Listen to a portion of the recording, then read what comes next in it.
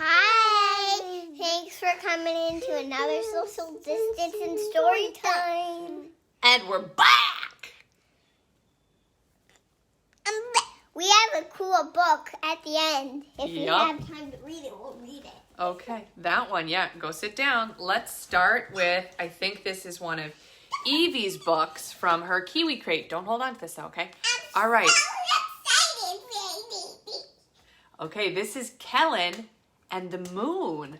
Oh, do you think we'll learn some stuff in this book? Evie, can you turn and have a bite of your sandwich? Kellan the koala, Ella the alligator, and Peter the parrot sat and watched the sky grow darker. Planets, wowee, said Peter. There's nothing neater than a planet. Do you guys know about planets? Yeah. What do you know about planets, Dasha? Well, one of the planets I know is my favorite planet called Saturn. Saturn. And it has this ring and it spins around. Its ring spins around it. Yeah, and do we live on a planet? Yeah. And our planet is called Earth. That's right. Okay, let's see what these guys are going to learn. I'm just crazy about the stars, said Ella. The glowing moon is my favorite, said Kellan. What's your favorite, Evie? The bright moon of when it's dark and when they turn around. Oh. Peter sighed. But nighttime always makes me a little sad because it means we have to say goodbye, he said. Me too, said Kellan. But you know what? Even if we're not together, we can all see the very same moon. Hey, what if we made our own little moons, said Ella. They'll remind us of each other even when we're not together. Kellan and Peter thought this was a wonderful idea. They cut circles out of paper, drew craters with crayons, and painted them so they'd glow just like the moon. When they were finished, each friend had a special moon of their very own. Now I don't have to be sad when nighttime is here, said Peter. My little moon will help me remember that I'm not alone. Why were they alone? And from that day on, whenever Kellan or Ella or Peter found they were feeling lonely, they could take out their little moons and remember that somewhere under the moon, their friends were there too. Isn't that a nice thing to remember? Yeah. So this, I think, helps, like right now, maybe when people are staying at home and not able to see their friends as much. It's kind of nice to look up at the moon and think, I'm not alone. My friends are looking at the very same moon. And this is kind of a cool craft idea, right? You can make your own moon and paint it and then hang it up on your wall. Eve actually has an art project with that book and it's in the That's sunroom. so cool. Yeah. It's in the sunroom. Yeah. Put a ball through it and the ball Don't goes kick- right out the other side. It's so cool. Okay. Now we've got The Tale of Samuel Whiskers or the Roly-Poly Pudding by Beatrix Potter. And you know what time that means it is? Time for Mummy's Bad British Accent. Bad British Accent time. Yeah. Oh, you don't like my theme song for my Bad British Accent? Oh, sorry. Sorry, dude. Evie, please stop. Thank you.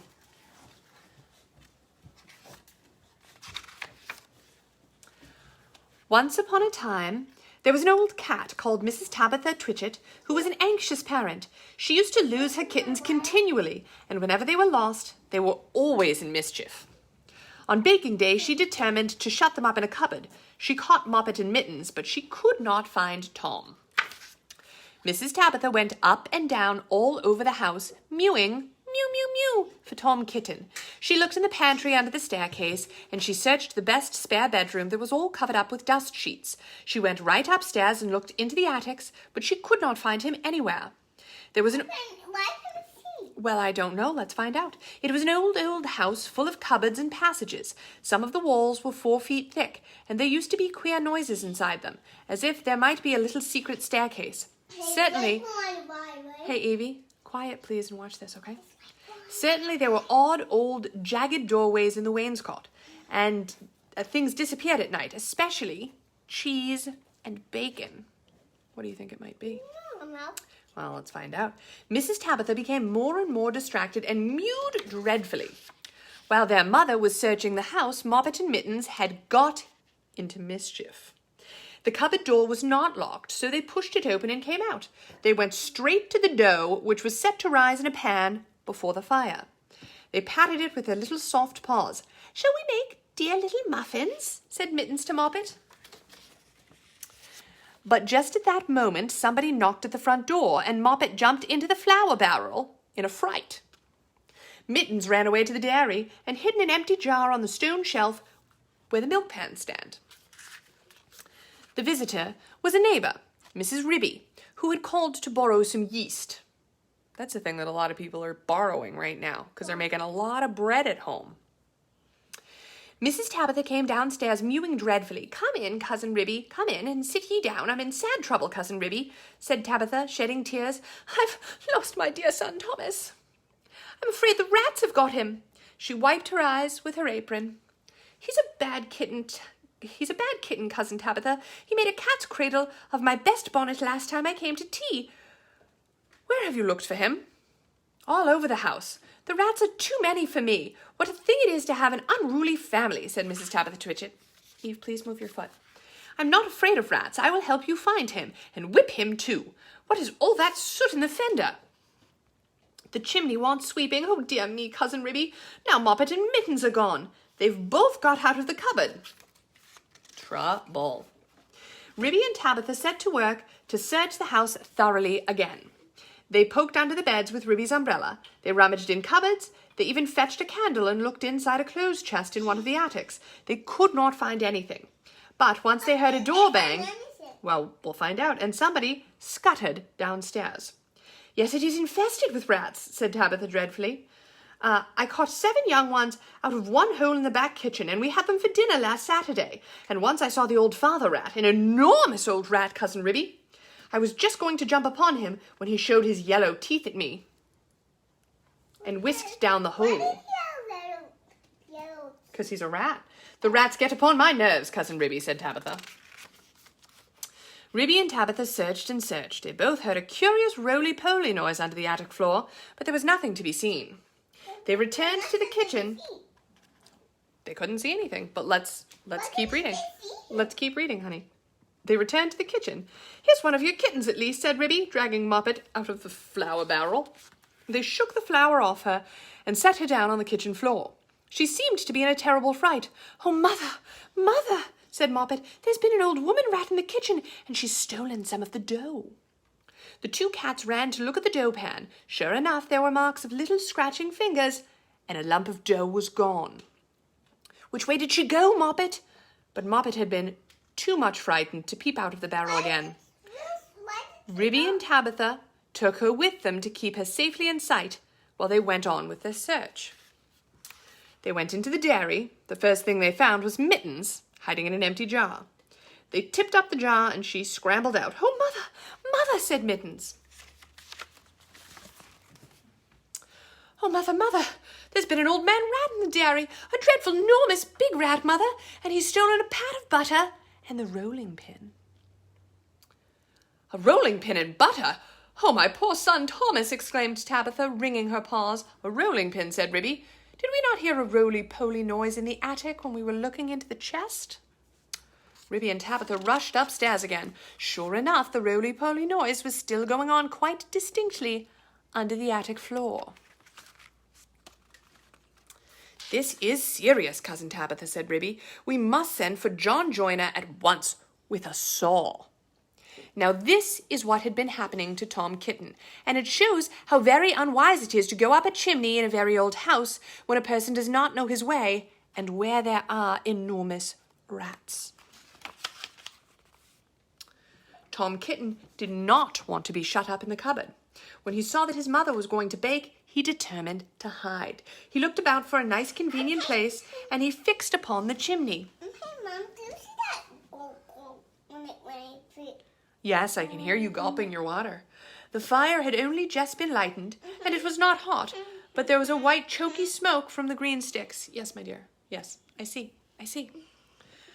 Tom Kitten got upon the fender and looked up. It was a big, old-fashioned fireplace.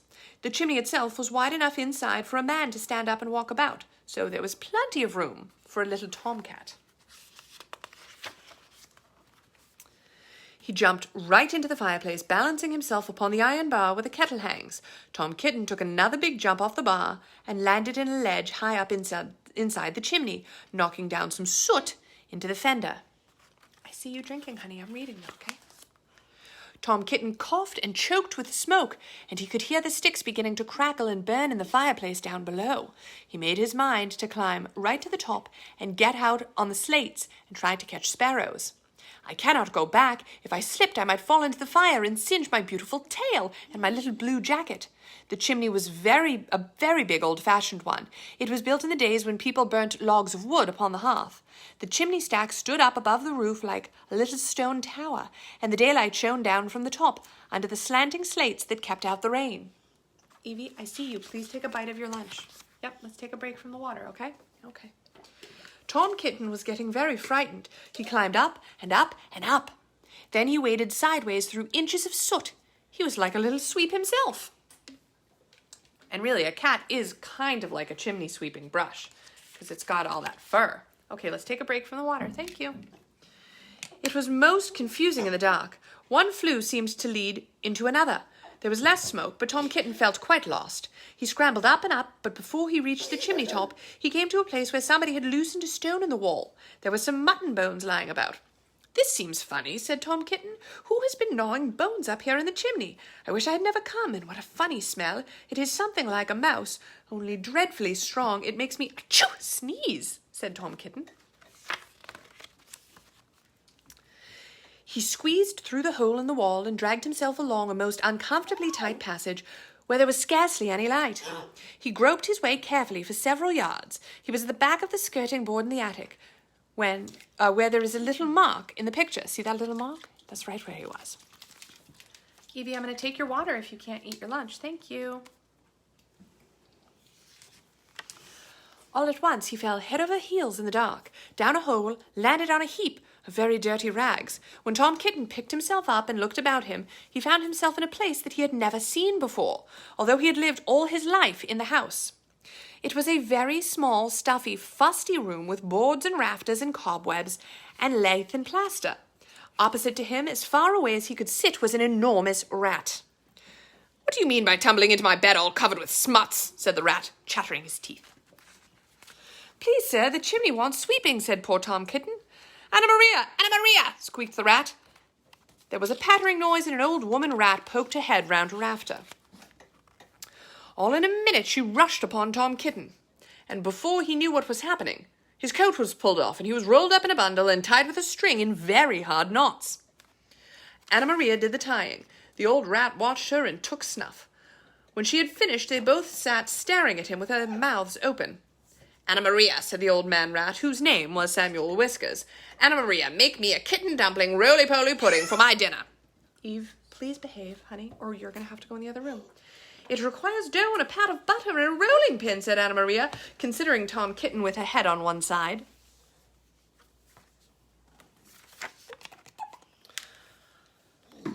"No," said old Samuel Whiskers, "make it properly, Anna Maria, with breadcrumbs." "Nonsense, butter and dough," replied Anna Maria. The two rats consulted together for a few minutes and then went away. Samuel Whiskers got through a hole in the wainscot and went boldly down the front staircase to the dairy to get butter. He did not meet anybody.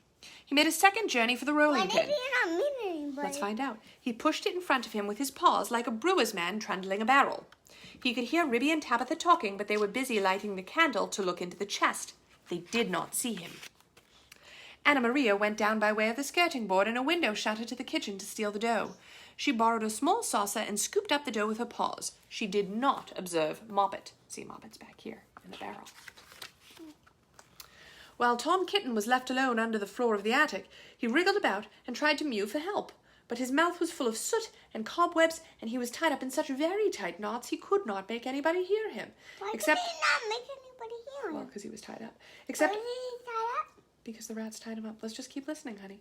Except a spider who came out of a crack in the ceiling and examined the knots critically from a safe distance. Was he going to be safe under that? I don't, we'll see. It was a I judge. think this is going to be alone, okay? Yeah, okay. It was a judge of knots because it had a habit of tying up unfortunate blue bottles. It did not offer to assist him. Is that spider going to help him? I don't know. It did not offer to help him. Tom Kitten wriggled and... That's not going to help him. Let's listen. Tom Kitten wriggled and squirmed until he was quite exhausted.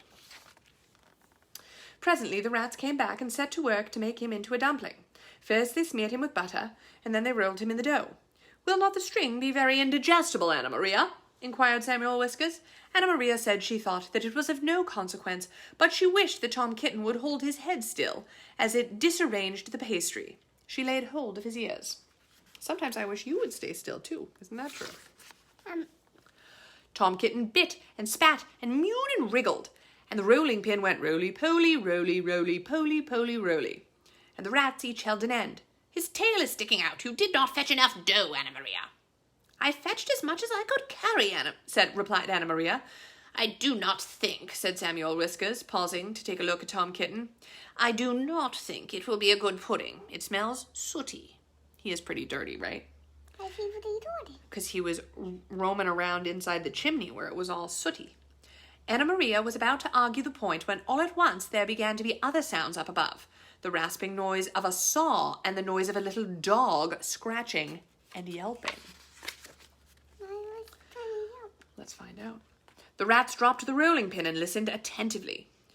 "We are discovered and interrupted, Anna Maria. Let us collect our property and other people's and depart at once."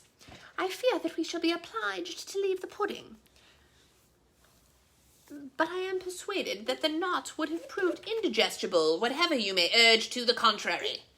"Come away at once and help me tie up some mutton bones in the counterpane," said Anna Maria. "I've got half a smoked ham hidden in the chimney."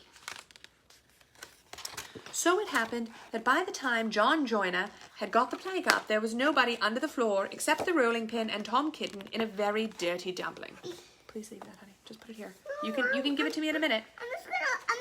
But there was a strong smell of rats, and John Joyner spent the rest of the morning sniffing and whining and wagging his tail and going round and round with his head in a hole like a gimlet. I could use a gimlet right about now. Then he nailed the plank down again and put his tools in his bag and came downstairs. The cat family had quite recovered. They invited him to stay for dinner. The dumpling had been peeled off Tom Kitten and made separately into a bag pudding with currants in it to hide the smuts. They had been obliged to put Tom Kitten into a hot bath to get the butter off. John Joyner smelt the pudding, but he regretted that he had not time to stay to dinner, because he had just finished making a wheelbarrow for Miss Potter, and she had ordered 2 hen coops. "And when I was going to post late in the afternoon, I looked up the lane from the corner, and I saw Mr. Samuel Whiskers and his wife on the run, with big bundles on a little wheelbarrow, which looked very like mine. They were just turning in at the gate to the barn of Farmer Potatoes. Samuel Whiskers was puffing and out of breath, and Anna Maria was still arguing in shrill tones. She seemed to know her way, and she seemed to have a quantity of luggage. I'm sure I never gave her leave to borrow my wheelbarrow." They went into the barn and hauled their parcels with a bit of string to the top of a haymow. After that, there were no more rats for a long time at Tabitha Twitchit's. As for Farmer Potatoes, he had been driven nearly distracted. There are rats and rats and rats in his barn. They eat up his chicken food and steal the oats and bran and make holes in the meal bags. And they are all descended from Mr. and Mrs. Samuel Whiskers, children and grandchildren, and great-great-grandchildren. There is no end to them. Moppet and Mittens have grown into very good rat catchers. They go out rat catching in the village, and they find plenty of employment. They charge so much a dozen, and they earn the living very comfortably. They hang up the rats' tails in a row on the barn door to show how many they have caught, dozens and dozens of them. But Tom Kitten has always been afraid of a rat. He never durst face anything that is bigger than a mouse. That was kind of a long one. We've got another long one here, too. Okay, Evie, why don't you go sit back down and finish your sandwich, And we will read the next story in the Mercy... No, not that one. We're going to read the next story in the Mercy Watson series that we started yesterday. From the 2-time Newbery Medal winner, Kate DiCamillo, Mercy Watson Goes for a Ride, illustrated by Chris Van Dusen. So yesterday we heard about how Mercy rescued the Watsons, Mr. and Mrs. Watson. Now she's going to go for a ride. Do you remember what else about Mercy Watson? She loves hot buttered toast. Chapter 1. Mr. Watson and Mrs. Watson have a pig named Mercy. Every Saturday, Mrs. Watson makes a special lunch. Time for our little Saturday something, Mrs. Watson says. You've outdone yourself, Mrs. Watson, Mr. Watson says. Oink, says Mercy. Every Saturday after lunch, Mr. Watson goes outside. Mercy follows him. They stand in the driveway. Together, they admire Mr. Watson's convertible. Are you ready? Says Mr. Watson. Oink, says Mercy. Mr. Watson opens the passenger door. Mercy hops into the car. She sits behind the wheel, and she snuffles contentedly. Can you make pig noises? Oh, those are good pig noises. Chapter 2. Says Mr. Watson every Saturday. You, my dear, are a porcine wonder. But even porcine wonders cannot drive cars. Mr. Watson gently pushes Mercy toward the passenger seat, but Mercy does not move. She does not want to sit in the passenger seat. Mercy Watson wants to drive. Says Mr. Watson again. He pushes less gently. Scoot over, my dear. Mercy does not move. Help me, Mr. Watson calls out. Every Saturday, Mrs. Watson steps outside. Darling, Mrs. Watson says, if you let Mr. Watson drive, I will make you an extra helping of hot buttered toast. I will have it waiting for you when you get back home. Mercy narrows her eyes. She loves hot buttered toast. She also loves extra helpings. Slowly, very slowly, she moves over to the passenger side. What a dear, says Mrs. Watson. She claps her hands. You're such a good sport, darling. Yes, said Mr. Watson, she most certainly is. He gets in the car and sits behind the wheel. He turns the key in the ignition. The Watson convertible rumbles to life. Chapter 3. Bon voyage, Mrs. Watson calls. Bon voyage, my dears. When you get home, we will all have hot buttered toast. Goodbye, Mrs. Watson, Mr. Watson shouts. He backs the car out of the driveway very quickly. He does not look behind him. Mr. Watson is a forward-looking man. He does not believe in looking back. Oink, said Mercy. Already she is having a good time. And we're off, says Mr. Watson. We're off on an adventure. Chapter 4. Uh-oh. Eugenia Lincoln and Baby Lincoln live next door to the Watsons. Every Saturday, the Lincoln sisters watch Mercy and Mr. Watson back out of the driveway. Every Saturday, Eugenia is displeased.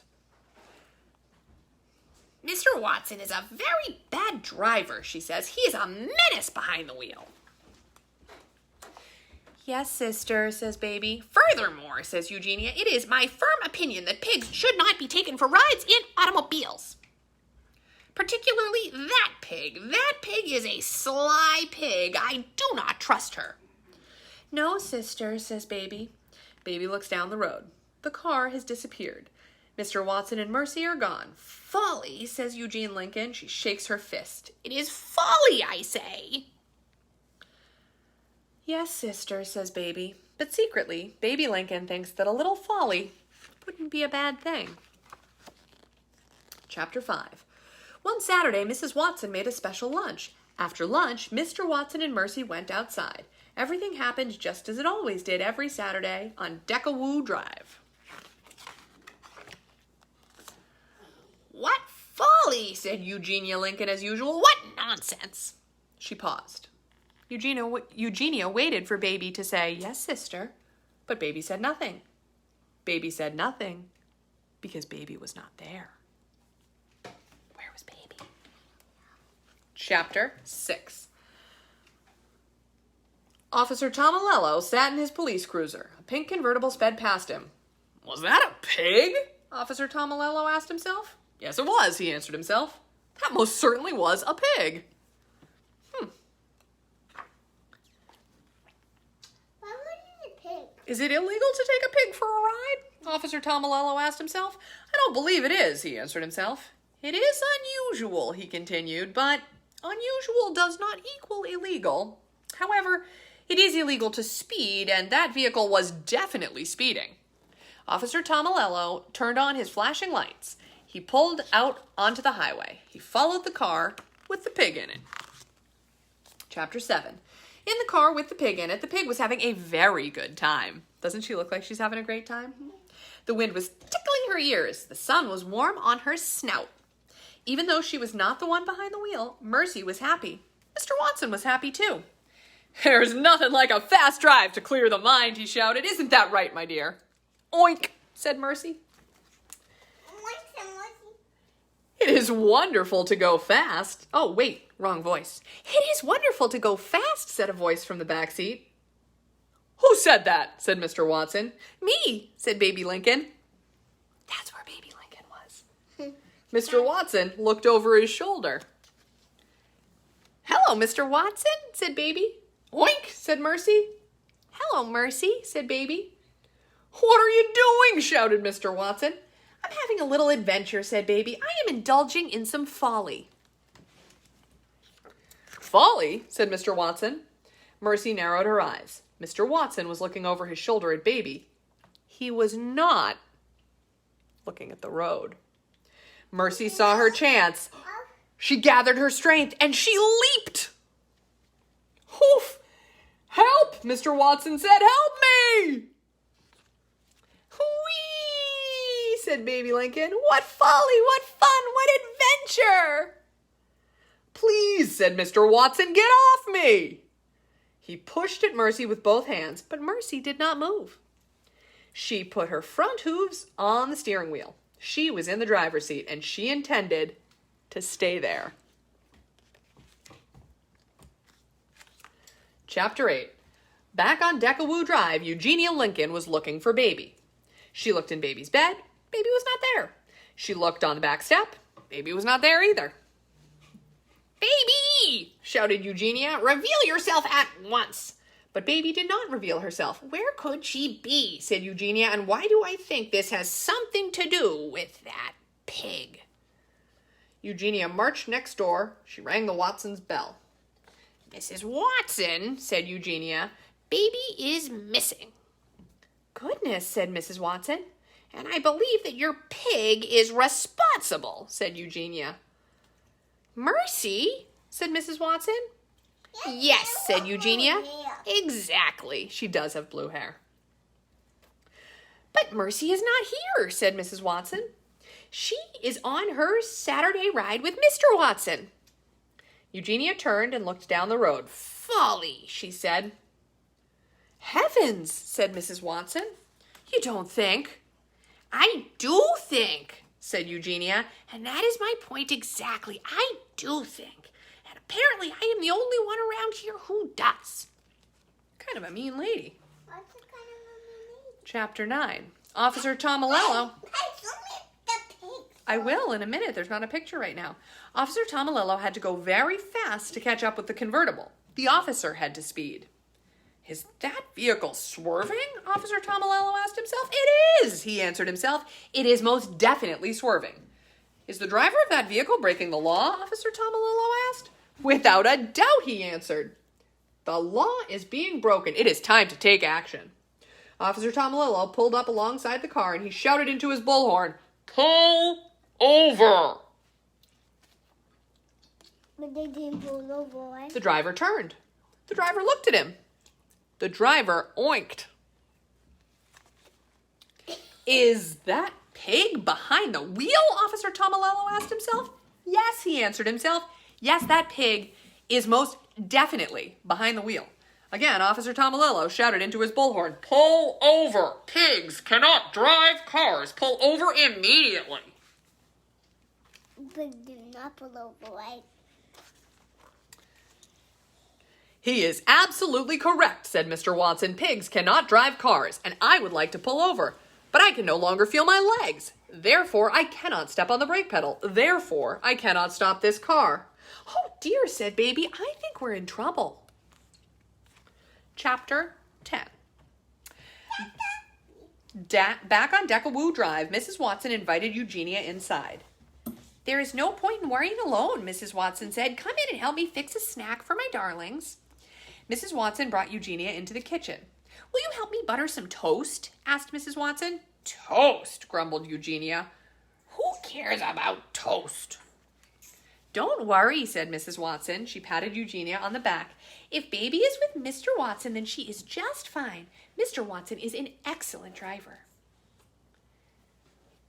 He is a menace, said Eugenia. Pardon, said Mrs. Watson. Nothing, said Eugenia. She picked up a piece of toast. She applied the tiniest amount of butter. Oh, heavens, said Mrs. Watson. You have to put on more than that. Mercy likes a great deal of butter on her toast. Who cares how pigs like their toast? Eugenia asked. There, said Mrs. Watson. I know you are worried, but everything will work out.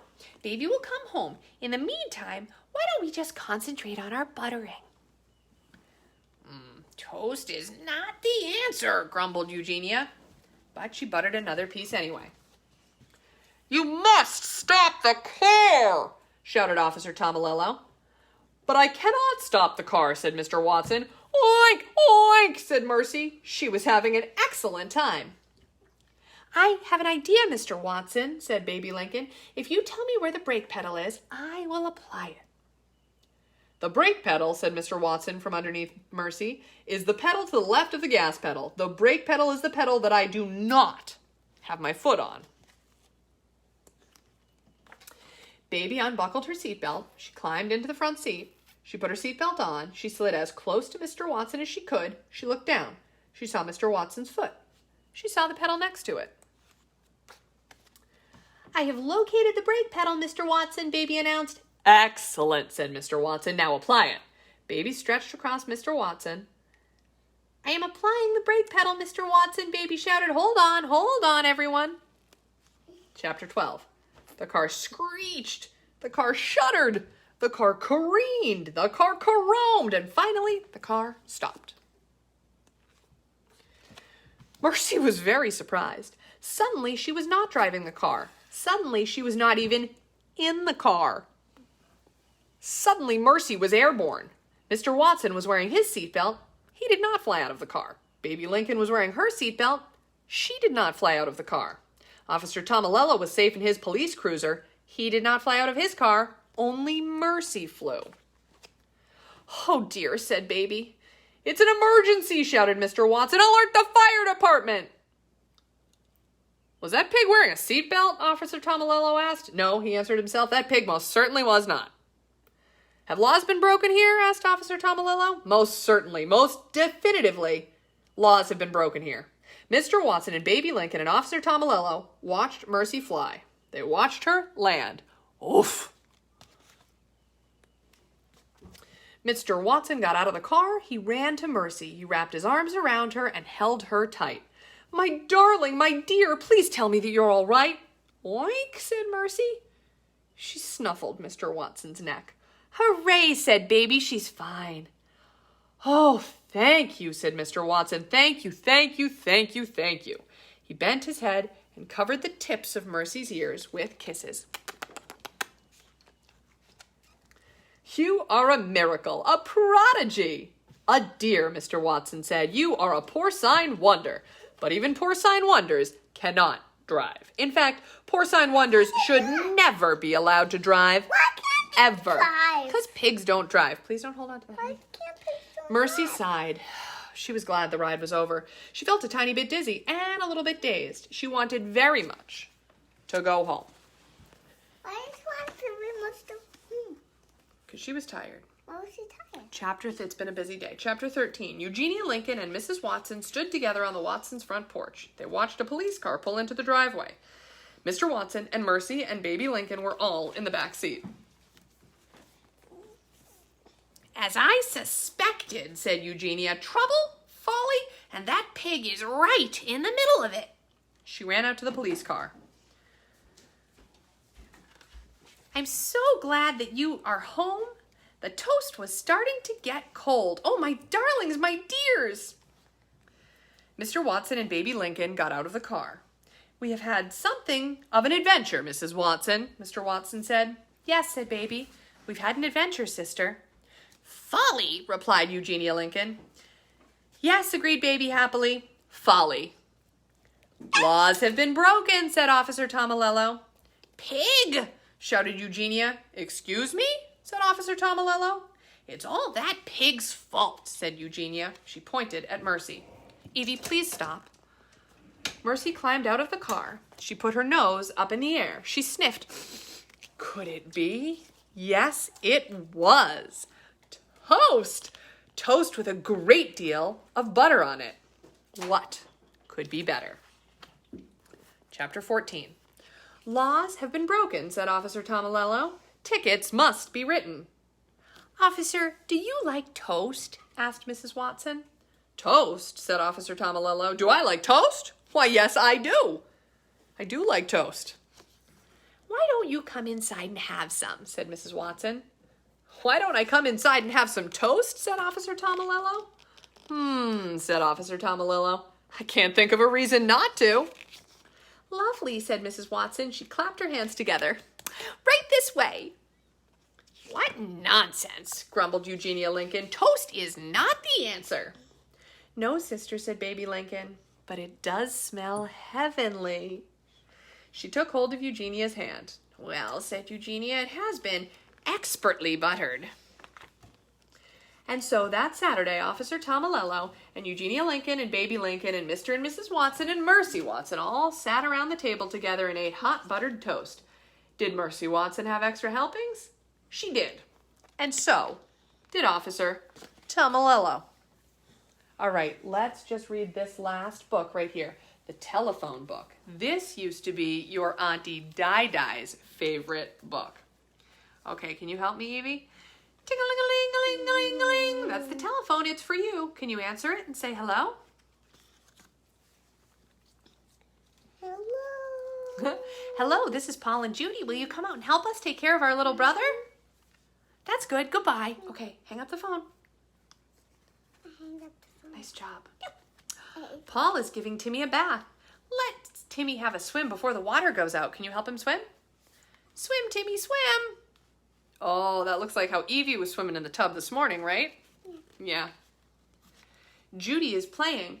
Where's Timmy's nose? There's Timmy's nose. There's Evie's nose. Now find Judy's ear. There's Judy's ear. Timmy fell down. He hurt himself. He's crying. Don't cry, Timmy. Judy will fix it for you. Here's a nice bandage for Timmy's knee. All better soon. Paul and Judy have put Timmy to bed for his nap. Close your eyes, Timmy dear. Sleep tight. Timmy fell fast asleep. Can you cover him up, Evie? I got you. You covered him up? Oh, good. Thanks. Open the bureau drawer. Are there some clean clothes for Timmy to put on when he wakes up? Oh, yeah. Leave that drawer open, please. Leave it open, please. Okay. Timmy is awake now. He's had a nice nap, and he's putting on his own socks. Don't help him. He can do it. Mummy is letting Timmy look inside her pocketbook. There's a letter in it. Be very careful of the letter, Timmy. It's Mummy's letter to Daddy. Will you please take Mummy's letter out of the pocketbook? Mummy wants you to mail it for her. There we go. When you go home, hold it in your hand until you find a mailbox. Good, here's a mailbox. Can you mail that letter? Nice. Paul and Judy and Timmy have opened the window a crack. Hurry home, they're calling. Hurry home so that we can telephone to you. Ting-a-ling-a-ling-a-ling-a-ling. That's the telephone. It's for you. Turn to the front of the book to pick up the receiver. Say hello. Hello, this is Paul and Judy and Timmy. Are you home now? Thanks for helping us. Will you come and see us again? That's good. Goodbye. Okay, hang up the phone. All right, that's all for today. Evie, what did we say to everybody? Thanks for tuning in for all this. Thanks for tuning in. Stash, are you going to say thanks for tuning in too? Thanks for tuning in for Social Distance and Storytime Please join us for some other ones. Okay, now you can press stop, Evie. Thanks.